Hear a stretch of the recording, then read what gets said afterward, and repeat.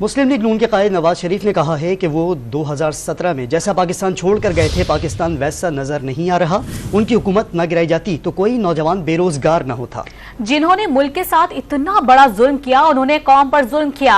नवाज शरीफ ने कहा कि कौम के लिए सब कुछ कर गुजरेंगे, नौजवानों को कर्ज देंगे, ट्रेनें चलाएंगे, मोटरवेज बनाएंगे। 2017 का पाकिस्तान जो मैं छोड़कर गया था वो भी आज मुझे नजर नहीं आता। हमारी हुकूमत ना खत्म की जाती, आज कोई भी इस जलसे में शख्स ऐसा ना होता जिसके पास बाइज्जत रोजगार ना होता। जिन्होंने मुल्क के साथ इतना बड़ा जुल्म किया है, आपने क्यों इतना बड़ा जुल्म किया? मुझ पे नहीं किया, आप पे किया है, कौम पे किया है। बताओ, ना बिजली, ना गैस, ना रोटी, ना पेट्रोल, ये सब चीजें आपके बस से बाहर हो गई हैं।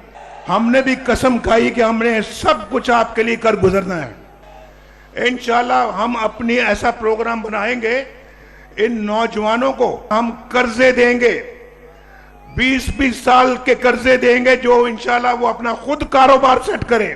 लाहौर से सियालकोट एक बेहतरीन ट्रेन सर्विस, रेलगाड़ी चलाएंगे। इस मोटरवे को इंशाल्लाह हम दोबारा बनाएंगे।